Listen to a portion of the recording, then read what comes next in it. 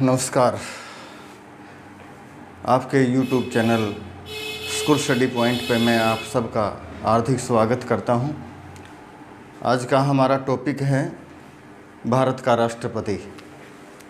भारत का राष्ट्रपति।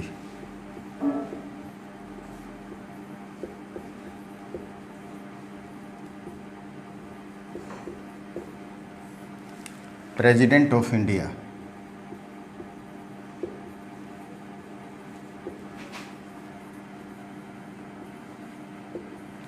आज इसमें हम जानेंगे कि राष्ट्रपति के लिए क्या योग्यताएं होती है, राष्ट्रपति का पद कितना महत्वपूर्ण होता है, ठीक है, और क्या कंडीशंस होती हैं इसके लिए, ये सब हम इसमें जानेंगे।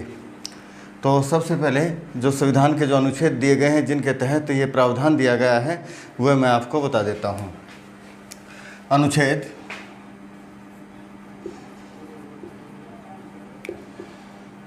52, अनुच्छेद 52 में राष्ट्रपति के पद का वर्णन किया गया है, ठीक है। अनुच्छेद 53, इस अनुच्छेद में राष्ट्रपति की शक्तियों का वर्णन किया गया है।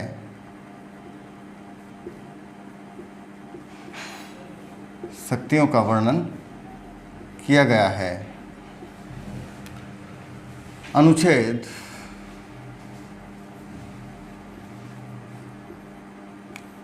54, अनुच्छेद 54 में राष्ट्रपति के निर्वाचन के बारे में बताया गया है। अनुच्छेद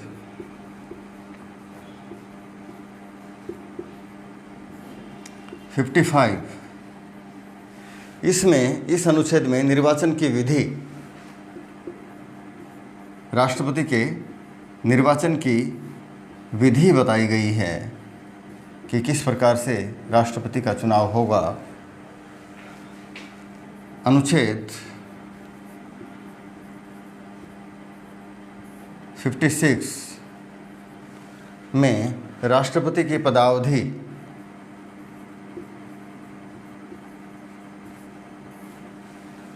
कितनी है। अनुच्छेद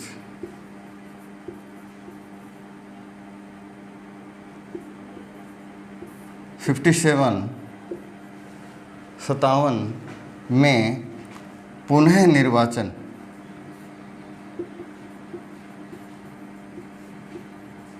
क्या राष्ट्रपति का दोबारा चुनाव हो सकता है, कितनी बार हो सकता है, ये बताया गया है। अनुच्छेद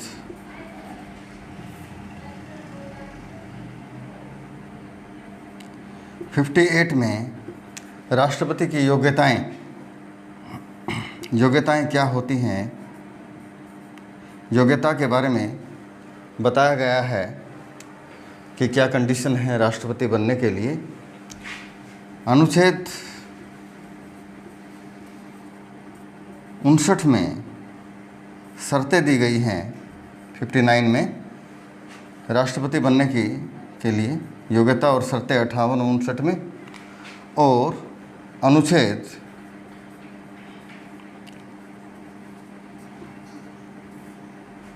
60 में राष्ट्रपति शपथ के बारे में बताया गया है। अनुच्छेद 61 में राष्ट्रपति को कैसे हटाया जाए, महाभियोग, इसके बारे में हमारे संविधान में जानकारी दी गई है। तो हम थोड़ा इनका अलग अलग कैसे क्या है, अब एक एक को हम इसको जानेंगे, ठीक है, वर्णन करेंगे। तो सबसे पहले अनुच्छेद 52 के पद के बारे में संविधान में बताया गया है कि अनुच्छेद 52 संविधान का सर्वोच्च पद है संघीय कार्यपालिका का सबसे भारत का सबसे जो ऊंची पोस्ट है, जो हेड है, वो राष्ट्रपति है। ठीक है, भारत में संघीय शासन प्रणाली को अपनाया गया है। ठीक है, और संघीय शासन प्रणाली में शासन के 2 या 2 से अधिक रूप होते हैं। ठीक है, कई देशों में एकात्मक शासन प्रणाली को अपनाया गया है जहां शासन का एक ही रूप होता है, लेकिन हमारे यहाँ 2 इसके रूप अपनाए गए हैं शासन प्रणाली के, शासन के। तो एक तो क्या है, संघीय सरकार, केंद्रीय सरकार जिसको हम कहते हैं, एक है राज्य सरकार के 2 स्तर हैं हमारे, केंद्र स्तर पर और राज्य स्तर पर। सरकार के 2 सतर यहाँ हमारे भारत में दिए गए हैं।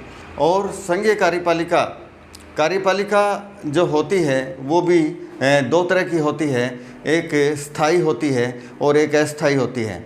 स्थायी जो कार्यपालिका होती है, जो कि एक उसका निश्चित जो है एक भर्ती होती है और एक निश्चित एक समय पे जो है वो रिटायरमेंट होते हैं। ठीक है, और जो अस्थायी जो कार्यपालिका है वो राजनीतिक कार्यपालिका है कि 5 साल के लिए उनका चुनाव होता है। 5 साल में पुनः जो राजनीतिक कार्यपालिका का चुनाव होता है। हमारे देश में पार्लियामेंट्री सिस्टम को अपनाया गया है, संसदीय शासन प्रणाली को अपनाया गया है। और इस संघीय कार्यपालिका का जो हेड होता है, सबसे बड़ी पोस्ट इंडिया में जो है वो राष्ट्रपति की हमारे संविधान के अनुसार है। सर्वोच्च पद है राष्ट्रपति का हमारे देश में। ठीक है, ये तो था अनुच्छेद 52 के तहत पद का वर्णन।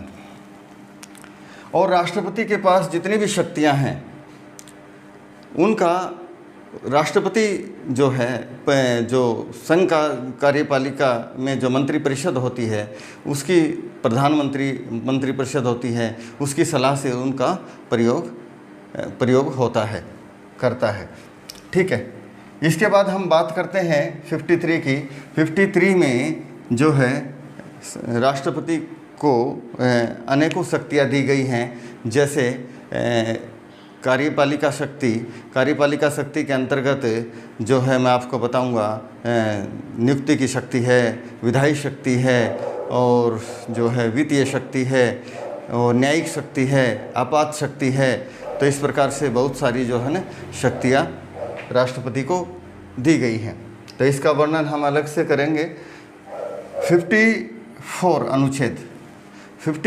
अनुच्छेद में राष्ट्रपति के निर्वाचन के बारे में बताया गया है कि राष्ट्रपति का निर्वाचन कौन करता है। तो यहाँ आपको बता दें कि राष्ट्रपति का निर्वाचन निर्वाचक मंडल करता है। निर्वाचक मंडल राष्ट्रपति का जो चुनाव करता है वह निर्वाचक मंडल के द्वारा किया जाता है। और इस निर्वाचक मंडल में कौन होते हैं? इसमें लोकसभा सदस्य,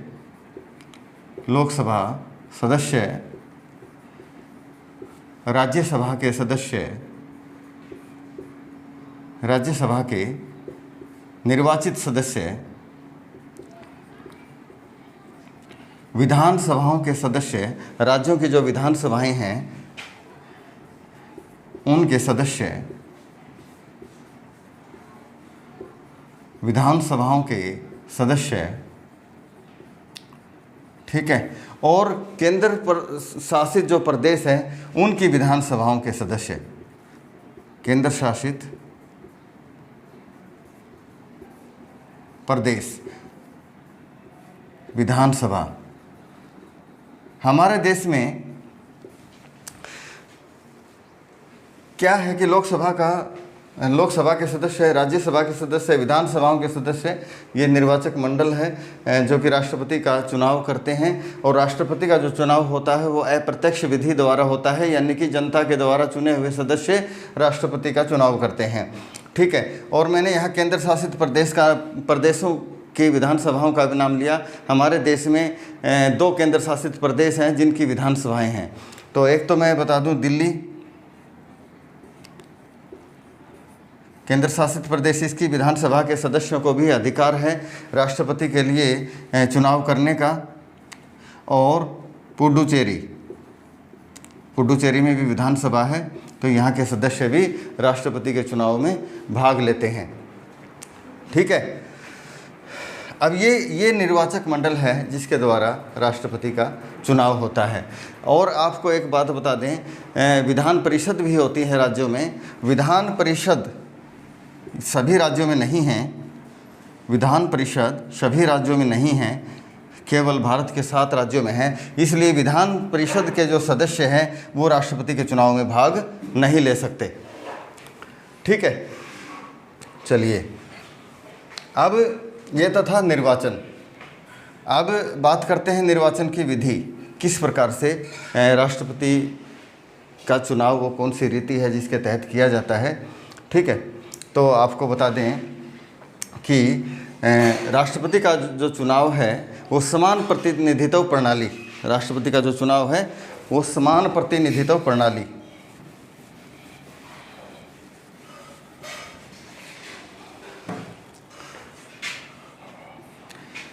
समान प्रतिनिधित्व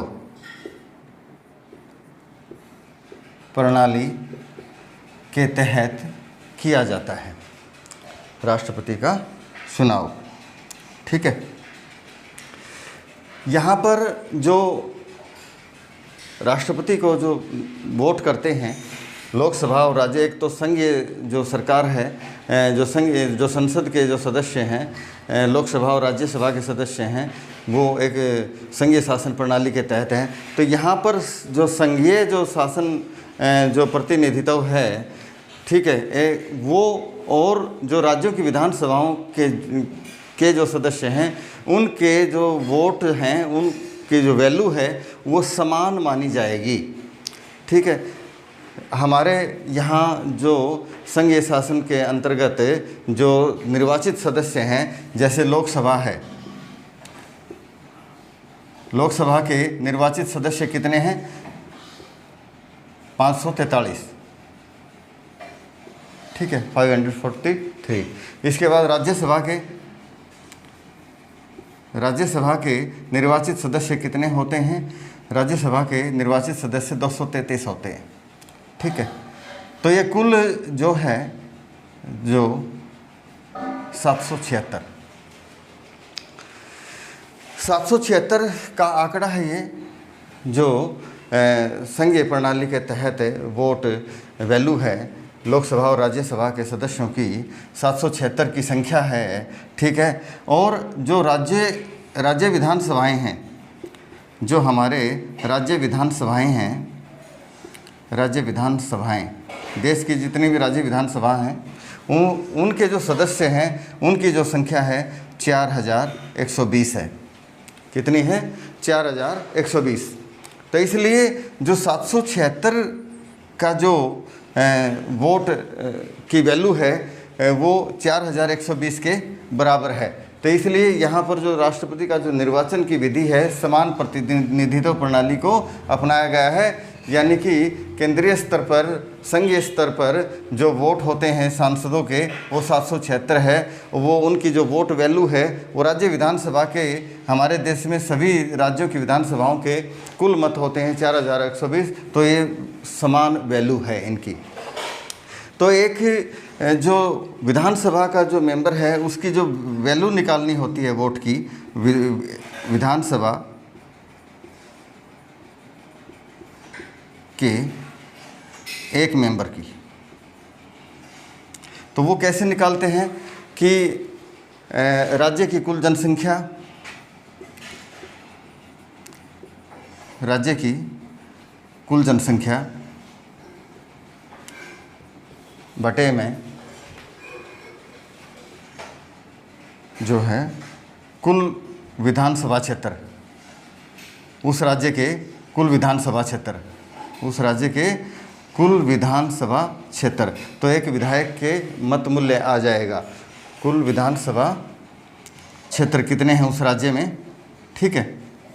और जब सांसद की वैल्यू निकालनी होती है, एक सांसद की वोट वैल्यू निकालते हैं इस चुनाव में, तो किस प्रकार से निकालते हैं कि राज्य की विधानसभाओं के कुल मेंबर, राज्यों की कुल विधानसभाओं के मेंबर,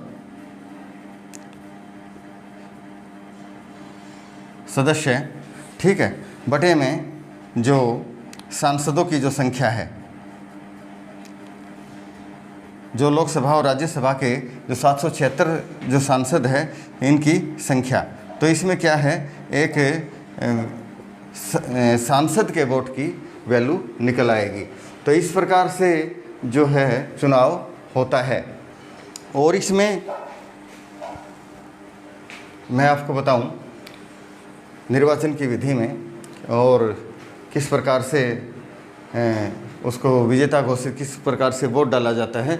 हमारे जो यहाँ जो वोट लोकसभा का जब चुनाव होता है, विधानसभा का जब चुनाव होता है, तो उसमें सबसे ज़्यादा जो मत प्राप्त करता है उसको विजेता घोषित कर दिया जाता है, ठीक है। लेकिन राष्ट्रपति के चुनाव में इस प्रकार से नहीं है, ठीक है। इसके राष्ट्रपति के चुनाव में कंडीशन है, क्या है कि एक तो राष्ट्रपति, कोई भी राष्ट्रपति चुना जाए तो उसको 50% से अधिक वोट लेने, वैध मत जो कुल वैध मत हैं उनका 50% से अधिक लेना आवश्यक है। 50% से अधिक मत प्राप्त करने, जो वैध मत हैं जो चुनाव के दौरान डाले गए हैं, तो उनका 50% से अधिक, चाहे वो एक मत है, यदि जो राष्ट्रपति कैंडिडेट जिसको ये ज़रूरी है, ये संख्या ज़रूरी है, तो जो प्राप्त करेगा ये संख्या, वो राष्ट्रपति का चुनाव जीत जाता है। और इसमें क्या सिस्टम है, एक सिस्टम और है इसमें कि यह वरीयता, जितने भी राष्ट्रपति पद के लिए खड़े होते हैं तो उसके लिए एक वरीयता दी गई है। क्या वरीयता दी गई है, जैसे आपका ए बी सी डी इस प्रकार से मान लीजिए 4 उम्मीदवार हैं राष्ट्रपति के चुनाव के लिए, तो आपकी पहली पसंद बी है, तो आपकी पहली पसंद आप उसके ऊपर करेंगे कि मेरी पहली पसंद ये है, ठीक है, और मैं चाहता हूं कि मेरी पहली पसंद के रूप में ये चुनाव जीते, और मेरी दूसरी पसंद कौन सी है, मान लीजिए मेरी दूसरी पसंद ये है, तो यदि मेरी पहली पसंद का उम्मीदवार चुनाव नहीं जीतता है तो मेरी दूसरी पसंद का उम्मीदवार ये चुनाव जीते, ठीक है। यदि पहली पसंद का उम्मीदवार जो होता है वो यदि 50% से अधिक मत प्राप्त कर लेता है तो उसको राष्ट्रपति घोषित विजेता घोषित कर दिया जाता है। तो यदि पहली पसंद का जो उम्मीदवार के तौर पे 50% यदि वोट हासिल नहीं करता है, ठीक है, कोई उम्मीदवार पहली पसंद पर नहीं करता है 50% वोट हासिल, तो फिर जो दूसरी पसंद होती है, जो मतदाता जो वोट डालते हैं, जो अप्रत्यक्ष तौर पे अप्रत्यक्ष विधि के द्वारा जो चुने हुए जो सदस्य, निर्वाचित सदस्य जो वोट डालते हैं, तो फिर क्या करते हैं कि दूसरी पसंद की काउंटिंग होती है।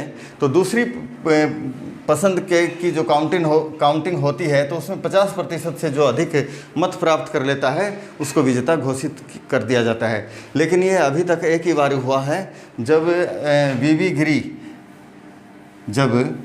गिरी ये क्या है, पहली पसंद के उम्मीदवार के तौर पे कोई भी राष्ट्रपति नहीं बन पाया, 50% से अधिक अंक ये मत नहीं ले पाया, तो फिर दोबारा से जो है गणना हुई है, ठीक है, दूसरे चरण की काउंटिंग हुई है, तो उसमें वीवी गिरी ने जीत हासिल की थी, ठीक है। और ये मान लीजिए दूसरे पसंद के तौर पर भी 50% जो वोट नहीं प्राप्त कर सकते हैं, तो फिर इस प्रकार से तीसरे चरण के मतगणना होती है। तो ये तब तक चलता रहेगा जब तक कि कोई उम्मीदवार 50% से अधिक वोट प्राप्त ना कर ले, ठीक है। तो ये निर्वाचन की विधि है जो मैंने आपको बताई।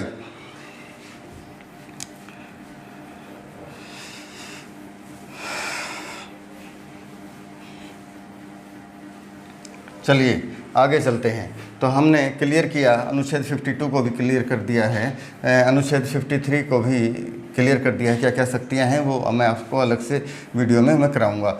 निर्वाचन राष्ट्रपति का कौन करते हैं? निर्वाचक मंडल करता है, ये मैंने आपको बता दिया। इसके बाद निर्वाचन की विधि क्या है वो मैंने आपको बताई। अब अनुच्छेद जो है आर्टिकल संविधान का 56, उसमें राष्ट्रपति की पदावधि के बारे में बताया गया है। तो राष्ट्रपति की जो पदावधि होती है वो 5 साल होती है, 5 वर्ष। ठीक है, हमारे जो लोकसभा के जो सदस्य होते हैं या विधानसभा के सदस्य होते हैं, राष्ट्रपति, उन सब का जो है 5 वर्ष का समय रखा गया है, अवधि जो है वो 5 वर्ष की रखी गई है। ठीक है, लेकिन कई जगह जैसे अमेरिका में का जो राष्ट्रपति है उसके जो पदावधि का जो समय है वो 4 वर्ष का है, मेक्सिको के राष्ट्रपति का 6 वर्ष का है, लेकिन हमारे जो है 5 वर्ष ये समय अवधि है राष्ट्रपति के चुनाव की, राष्ट्रपति के लिए।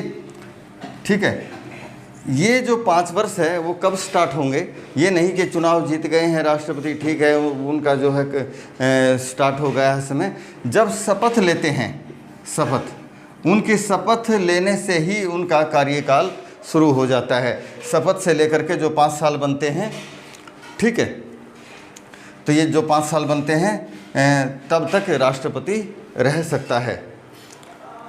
ठीक है, ये उनका जो 5 वर्ष का समय है राष्ट्रपति की शपथ से स्टार्ट होता है। क्लियर?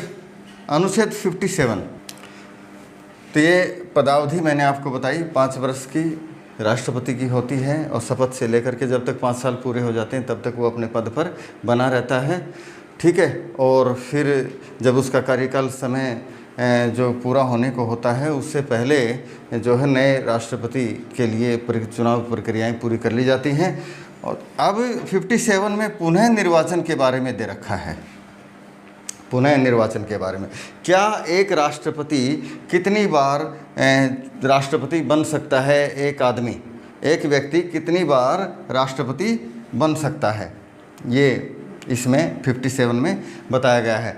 तो हमारे यहाँ पर कोई सीमा नहीं है, एक व्यक्ति राष्ट्रपति 1 बार, 2 बार और 2 बार से अधिक बार भी जो है बन सकता है। ठीक है, कितनी ही बार बन सकता है इसकी कोई सीमा नहीं है, कोई सीमा नहीं है राष्ट्रपति बनने की, कितनी ही बार एक व्यक्ति राष्ट्रपति बन सकता है।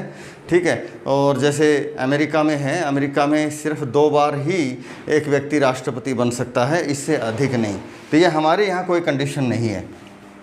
ठीक है, अनुच्छेद 58, अनुच्छेद 58 में जो है राष्ट्रपति के लिए क्या योग्यताएं होनी चाहिए ये बताया गया है अनुच्छेद 58 में। ठीक है, और शर्तें बताई गई हैं 59 में। तो 58, 59, तो योग्यताएं और शर्तें मैं बता देता हूँ इसमें क्या होती है राष्ट्रपति के लिए।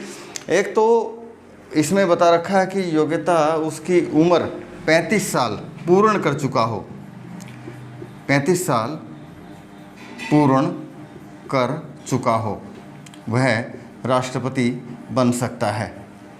यदि 35 साल से 1 दिन भी कम है तो वह राष्ट्रपति के लिए योग्य नहीं है। तो 35 साल की आयु जो है पूर्ण कर चुका हो, ये कंडीशन है राष्ट्रपति चुनाव के लिए। एक वो भारत का नागरिक हो, वह भारत का नागरिक हो। ठीक है, ठीक है, भारत का नागरिक होना चाहिए। तो ये इसमें संविधान में लिख रखी है। एक जो है दिवालिया घोषित नहीं होना चाहिए। एक वो लाभ के पद पर ना हो, किसी लाभ के पद पर ना हो। लाभ के पद पर ना हो, किसी प्रकार के लाभ का पद होता है अक्सर गवर्नमेंट जॉब से संबंधित जो होता है वो लाभ का पद होता है। बाकी जो राष्ट्रपति का पद होता है, प्रधानमंत्री का पद होता है, गवर्नर का पद होता है, मंत्री का जो पद होता है, ये लाभ के पद नहीं माने जाते हमारे संविधान के अंतर्गत। ठीक है, और क्या है कि वह लोकसभा का सदस्य बनने योग्य हो। लोकसभा का सदस्य बनने योग्य हो, बनने योग्य हो। ये नहीं कि वो लोकसभा का सदस्य है या जो है राज्यसभा का सदस्य है, कि लोकसभा का सदस्य बनने योग्य हो। तो इसके लिए जो एज मैंने बता दी 35 साल होनी चाहिए। तो लोकसभा के जो सदस्य की एज तो 25 साल होती है बनने के लिए, कम से कम उम्र, और राज्यसभा का सदस्य बनने के लिए 30 साल होती है, 30 वर्ष होती है। तो लोकसभा का सदस्य बनने योग्य हो, ठीक है। और 59 जो अनुच्छेद है, इसमें जैसे राष्ट्रपति के जो ऑफिस है उससे संबंधित कंडीशंस दे रखी हैं। और दूसरा, यदि राष्ट्रपति का चुनाव वह जीत जाता है, यदि कोई मंत्री है, कोई लोकसभा का सदस्य है, कोई राज्यसभा का सदस्य है, यदि वो चुनाव जीत जाता है तो स्वतः ही उसका पद रिक्त माना जाएगा। पिछला जो है उसका या तो वो जो है चुनाव में जीतने से पहले, मतलब चुनाव का रिजल्ट आने से पहले वो त्यागपत्र दे देता है। और यदि ऐसा नहीं करता है तो यदि राष्ट्रपति का चुनाव पर आसीन हो जाता है, पद ग्रहण कर लेता है, तो वो जो इसका पिछला जो पद है तो वो रिक्त माना जाएगा, ठीक है। अब जो है इसके आगे हम अनुच्छेद 60 की बात करेंगे।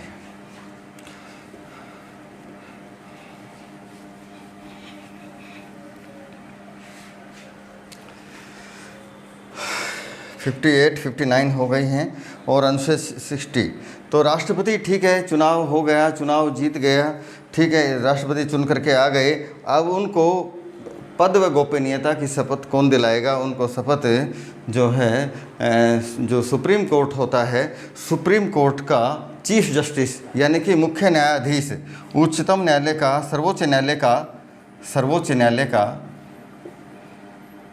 सर्वोच्च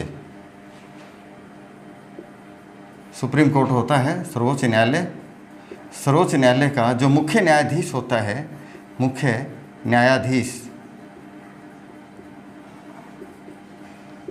न्यायाधीश राष्ट्रपति को पद की शपथ दिलाएगा, ठीक है। और यदि किसी कारणवश सर्वोच्च न्यायालय का जो चीफ जस्टिस है अवेलेबल नहीं है, तो सुप्रीम कोर्ट का ही वरिष्ठ न्यायाधीश राष्ट्रपति को शपथ दिलाएगा।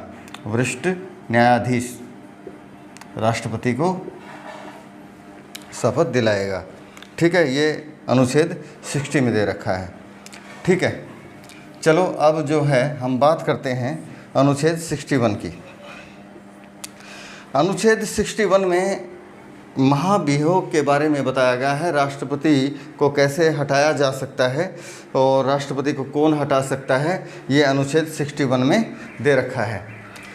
यदि मान लीजिए कोई राष्ट्रपति संविधान के अनुरूप वह काम नहीं करता है, संविधान के नियमों का उल्लंघन करता है, तो संसद राष्ट्रपति के खिलाफ महाभियोग का प्रस्ताव लाती है, ठीक है।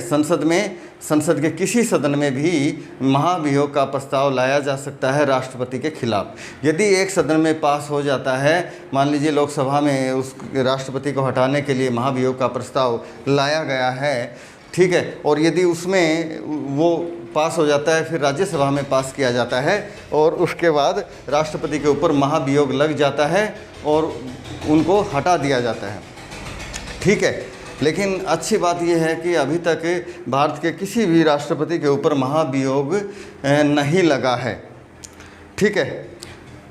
एक बात और है कि महाभियोग लगाने से पहले राष्ट्रपति को संसद में महाभियोग का जो प्रस्ताव लाया जाता है, उससे पहले राष्ट्रपति को 14 दिन पहले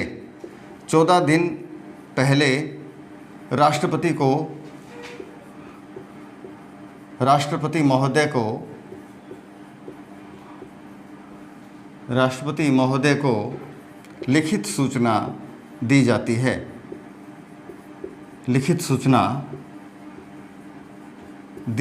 है, संसद में महाभियोग का प्रस्ताव लाने से पहले 14 दिन पहले राष्ट्रपति महोदय को लिखित सूचना दी जाती है।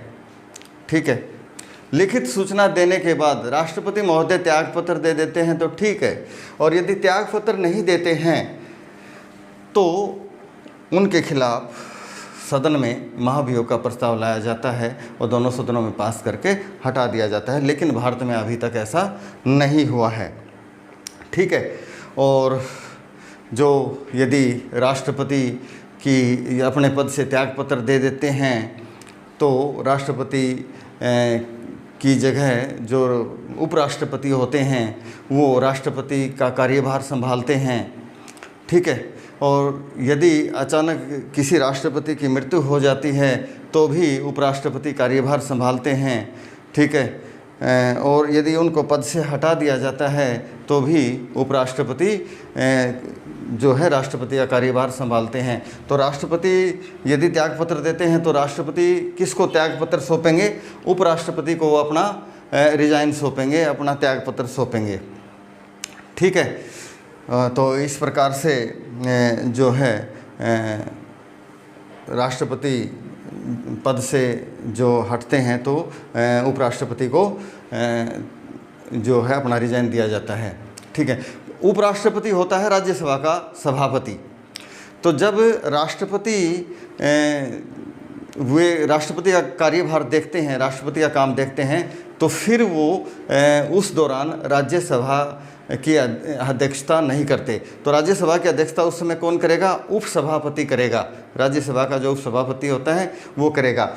और राष्ट्रपति का चुनाव 6 महीने के अंदर, 6 माह के अंदर, 6 माह के अंदर राष्ट्रपति का पुनः चुनाव, राष्ट्रपति का पुनः चुनाव जरूरी है, चुनाव जरूरी है।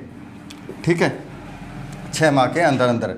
उपराष्ट्रपति ठीक है, राष्ट्रपति ने त्यागपत्र दे दिया या राष्ट्रपति की मृत्यु हो गई, पद खाली हो गया और उपराष्ट्रपति राष्ट्रपति का पद संभाल रहे हैं, लेकिन जो है 6 महीने के अंदर पुनः राष्ट्रपति का चुनाव जरूरी है। तो ये 6 महीने के अंदर तो सांसद हो चाहे उसके लिए भी ज़रूरी है ये कंडीशन। ठीक है, और जो चुनाव जो राष्ट्रपति के लड़ते हैं, योग्यता में एक बात और है, यदि राष्ट्रपति जमानत राशि के तौर पे जो राष्ट्रपति का जो उम्मीदवार होता है, कैंडिडेट होता है, तो जमानत राशि के रूप में 25,000 रुपये, जमानत राशि के रूप में 25,000 रुपये जमा कराने होते हैं प्रत्येक उम्मीदवार को। ठीक है, ये राशि पहले 15,000 रुपये थी लेकिन बढ़ा करके 25,000 रुपये कर दी गई है। तो या तो ये आरबीआई के पास जमा करानी होगी ये जमानत राशि। ठीक है, और आरबीआई के पास यदि नहीं कराते हैं तो आपको सरकारी खजाने में ये राशि जो है आपको जमा करानी होगी। तो जो राष्ट्रपति का जो चुनाव होता है तो उसमें 1/6 यानी कि 6ठा वोट आपको हासिल करना पड़ेगा। वैध जो मत होते हैं उनमें से आपको 6ठा मत वोट हासिल करना पड़ेगा। यदि आप 6ठा मत हासिल नहीं कर सकते, 1/6 वोट भी हासिल नहीं करते हैं, तो ये जो जमानत राशि है ये जब्त कर ली जाती है। ठीक है, ये कंडीशन जो है, जो सांसद का चुनाव होता है उसमें भी ये कंडीशन होती है, विधायक का जो चुनाव होता है उसमें भी ये कंडीशन होती है। तो राष्ट्रपति महोदय के चुनाव में भी यही कंडीशन है, 25,000 रुपये की राशि जमा करानी होती है आरबीआई के अकाउंट में या फिर सरकारी खजाने में जमा करानी होती है। और यदि 1/6 वोट हासिल नहीं होते हैं तो ये 25,000 रुपये की राशि जब्त कर ली जाती है। और यदि 1/6 वोट हासिल कर लेता है उम्मीदवार तो ये 25,000 रुपये की राशि वापस कर दी जाती है। ठीक है, ये तो अभी जो 52 से लेकर के 61 तक जो अनुच्छेद हमारे संविधान में जो राष्ट्रपति का चुनाव पद का वर्णन, सर्वोच्च पद होता है देश का। ठीक है, और जो यदि ये बात आ जाए, क्वेश्चन आ जाए कि जो हमारे देश का जो मुखिया कौन है, हमारे देश का जो प्रधान कौन है, तो हमारे देश का प्रधान जो संविधान के अनुरूप संवैधानिक जो प्रधान है वो राष्ट्रपति हैं हमारे देश के। ठीक है, लेकिन क्वेश्चन आ जाए, वास्तविक शब्द आ जाए कि वास्तविक हमारे देश का प्रधान कौन है, तो हम प्रधानमंत्री लिखेंगे उत्तर में, ठीक है, क्योंकि इन सभी जो शक्तियों का जो प्रयोग है वो प्रधानमंत्री के द्वारा किया जाता है और प्रधानमंत्री की सलाह पर ही राष्ट्रपति काम करता है, ठीक है। अब मैं साथ के साथ ये बताने के बाद ये राष्ट्रपति के वेतन के बारे में और बता देता हूँ मैं, ठीक है। तो राष्ट्रपति का जो वेतन होता है, राष्ट्रपति